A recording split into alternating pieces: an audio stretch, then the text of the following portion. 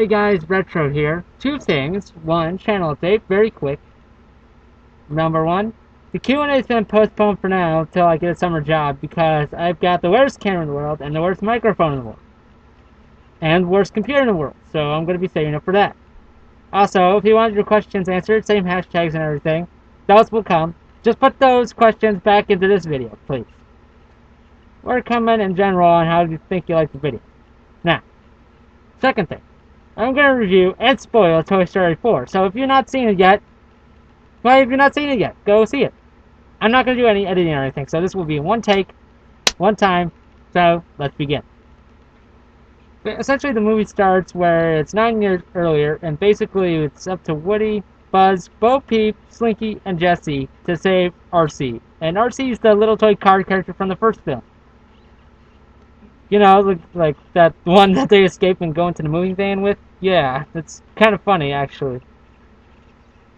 Now, essentially, Bo Peep gets taken away, and Woody didn't get a chance to say properly goodbye.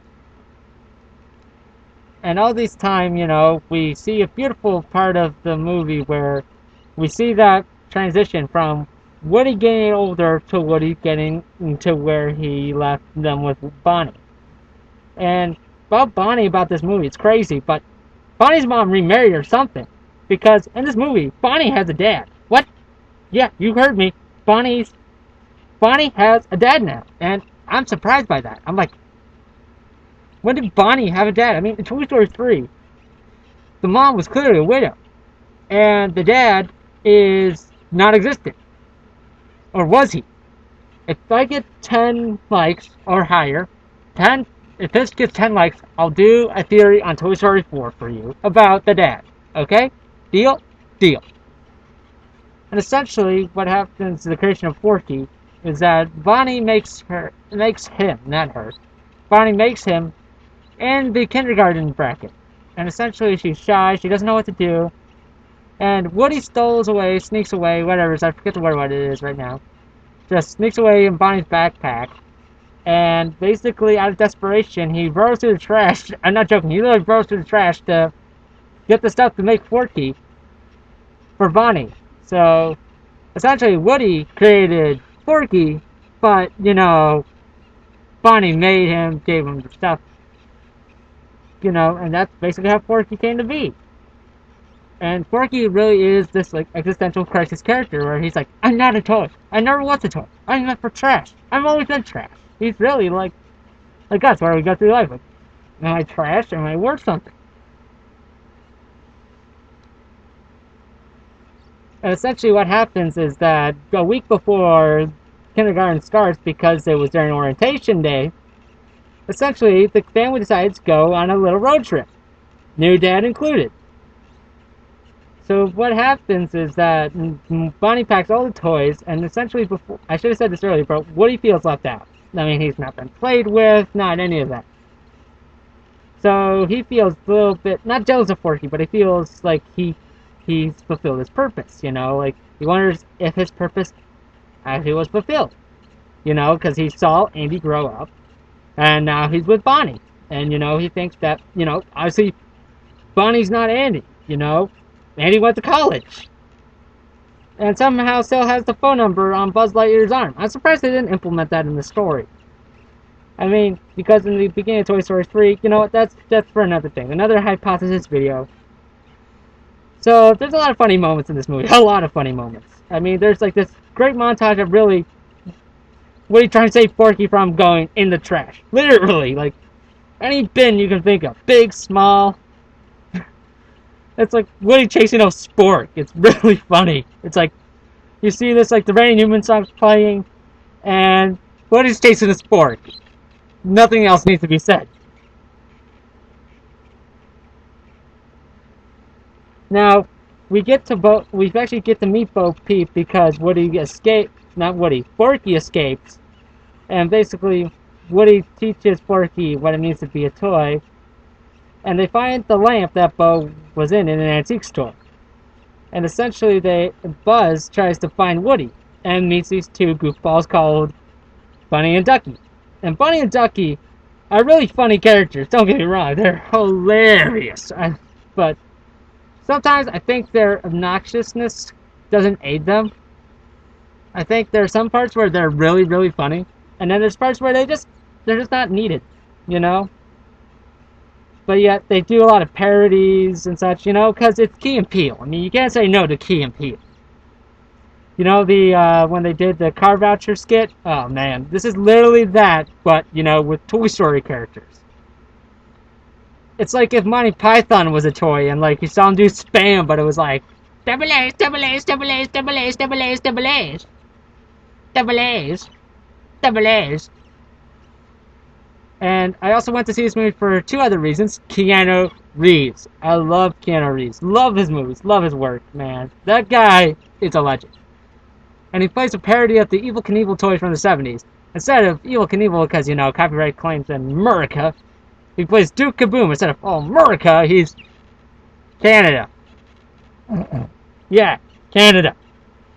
I'm sorry, Canucks. I'm sorry, Canada, but I definitely want to see a real-life Duke Kaboom. Just saying.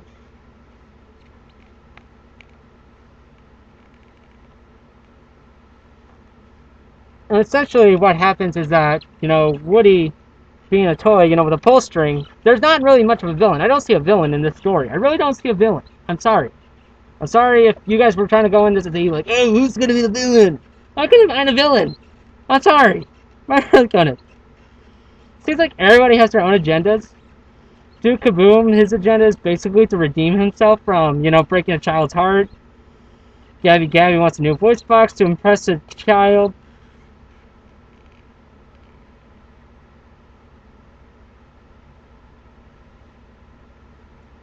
Bo Peep wants to see the world. Woody wants to get Forky back to Bonnie. It's really, really good. And Buzz is trying to find Woody. I was afraid there's going to be too much story, but you know, being Toy Story, it's just enough. So essentially, what happens is that Woody basically tries to get Forky back with force, and you know, Gabby tries to get Woody's pull string. Well, his voice box with Force. No, not the Force from Star Wars, because Disney owns everything now. But essentially just like trying to get anything she wants. What Woody wants is Forky back with Bonnie, and what Gabby wants is Woody's voice box so that she can have her speak better. Basically, she can talk better, not speak better. speak better. Seems legit. Speak better. Go figure. Anyway, so at the end of the story, everybody's got their curve. Buzz is, you know, finally gets all the toys together. You know, he's like now the top of the line, important person in the toy line. You know, of the clan that we grew up watching. Bunny and Ducky stick around with Bo Peep. They don't want a kid. They don't say like, oh, we don't want a kid. We're gonna stay on the carnival ride. That's not what happens. But essentially, they stick in the carnival with Bo. And so does Duke Kaboom, so that's cool. Now, this is where I put up a major spoiler warning. Like, capital S for spoilers. Woody decides to go with Bo. Yeah. And that's pretty much it. That's really how the movie ends. Really, I'm surprised. But there's a lot of funny moments. I will not spoil the funny moments. Do you want to watch and see the funny moments? Go watch the movie if you can. Anywhere. I don't care. Just don't watch pirated versions. So, what did I think about Toy Story 4? It was good. I thought it was really, really good and really funny. Does it hold up to Toy Story 3? Surprisingly, I was surprised. And I can say this surprisingly, I can say yes, it does. Is it the same emotional impact as Toy Story 4? I mean, Toy Story 3? Maybe not. Not really. But it's funny, it's witty, it's charming, the characters will be remembered as well. And yes, you Canada. This is Retro for the American Saxon YouTube channel. See you later. Goodbye!